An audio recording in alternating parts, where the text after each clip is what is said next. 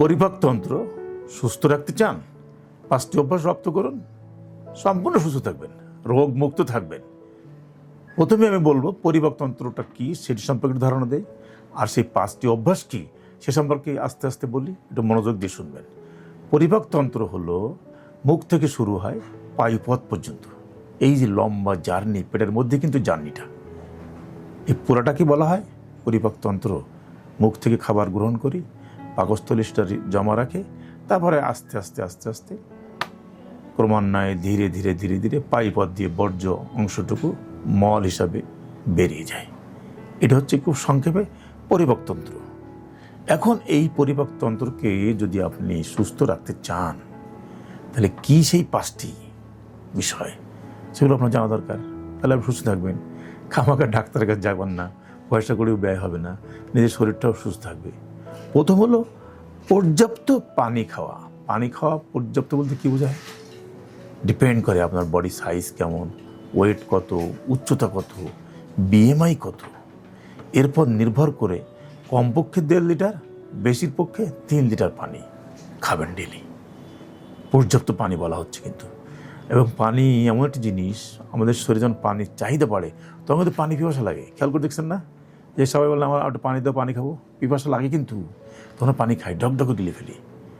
পানি বেশি খেলে ওই যে 1.5 লিটার মিনিমাম, ম্যাক্সিমাম 3 লিটার যে বললাম, এর বাইরেও তো আপনি বেশি পানি খান, সমস্যা নাই। যদি কিডনি ভালো থাকে এই পানি আপনার ধড়ধড়কে বেরিয়ে যাবে। পানি খেয়ে দেখেন, আধা ঘন্টার মধ্যে পেশাব লাগবে, 2বার 3বার পেশাব করবেন, 1 লিটার বা 1.5 লিটার পানি দিয়ে একবারে খেয়ে থাকেন, সব আধা ঘন্টার মধ্যে বেরিয়ে যাবে। শরীর কোনো অতিরিক্ত পানি ধরে রাখবে না যদি আপনার কিডনিটা ভালো থাকে।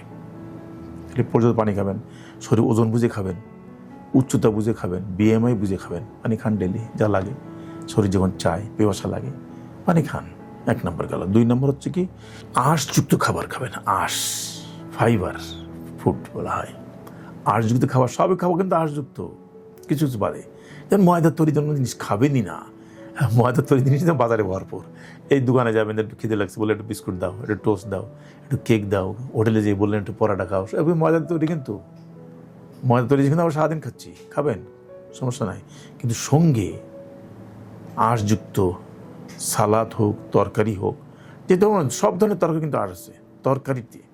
যেমন সেটা বেগুন, পটল, ঢেঁড়স, ঝিঙ্গা, চিচিঙ্গা, লাল শাক, পুঁই শাক, পালং শাক, টমেটো, গাজর, শশা, আরও কত খাবার বাজারে, পর্যাপ্ত খাবার বাজারে, এবং সব কিন্তু আঁশযুক্ত।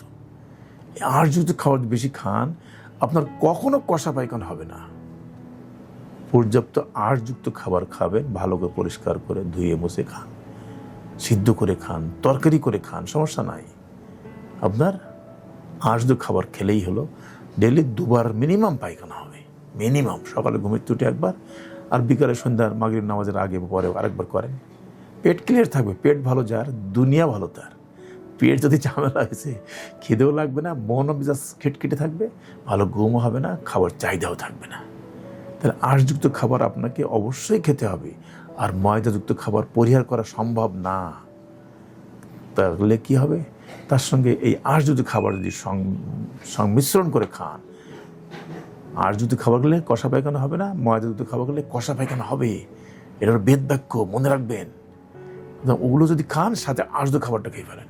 যেমন অনেকে বলে গরু মাংস খেলে টাইট পায়খানা হবে, তো কারণ গরু মাংস পড়ে তো প্রোটিন আর ফ্যাট।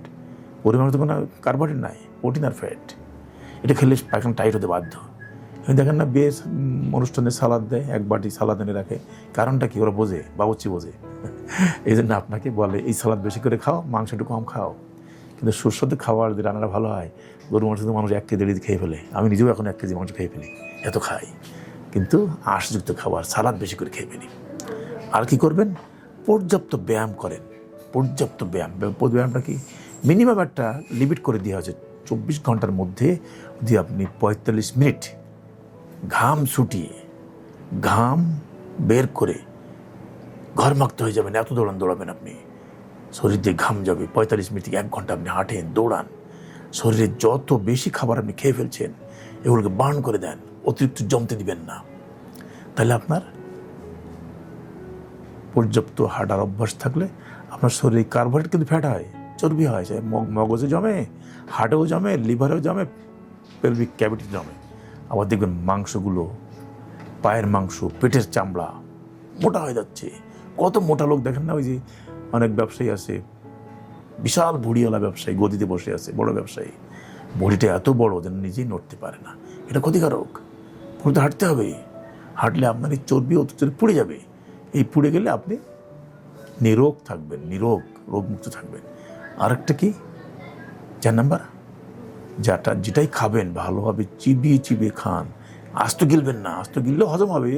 পাকস্থলী এমন একটা জায়গায়, এমন একটা মেশিন, ও যা পড়ে সব চূর্ণ বিচূর্ণ হয়ে যায়, যা পড়ে। সেরকম না, আস্ত খান আর চিবিয়ে খান। তবে চিবিয়ে খাওয়াই ভালো। আস্ত খুলেও অনেক দেখবেন যে দম করে খায়, আস্ত গিলে ফেলে। মাংসের টুকরো আস্ত গিলে ফেলছে, মাছ আস্ত গিলে ফেলছে, সবজি সালাদ আস্ত গিলে ফেলছে। চাবানোর সময় নাই ওর, ও এত ব্যস্ত। এরপরে আর একটা কি ব্যবসা ধরবে, এই ব্যস্ত। কিন্তু চিবিয়ে চিবিয়ে খাওয়ার অভ্যাস করতে হবে যদি আপনি পরিপাক তন্ত্রকে সুস্থ রাখতে চান।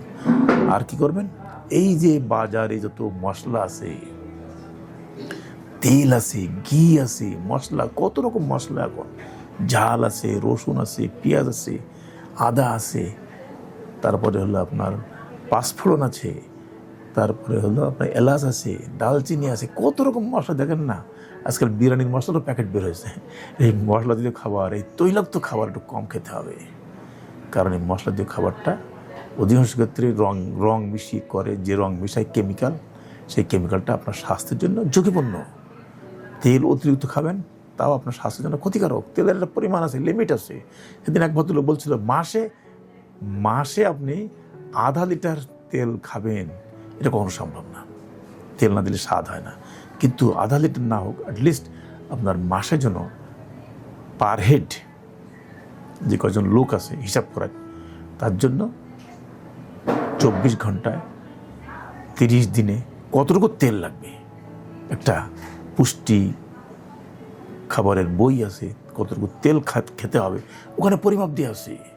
ওই পরিমাপ তেল আপনি পার ডে খাবেন, তাহলে আপনার শরীরে মেদ জমবে না এবং আপনার পরিপাকতন্ত্র সুস্থ থাকবে, সুন্দর থাকবে, আপনিও নীরব থাকবেন, রোগমুক্ত থাকবেন। ধন্যবাদ, আপনার আয়ু দীর্ঘায়ু হোক।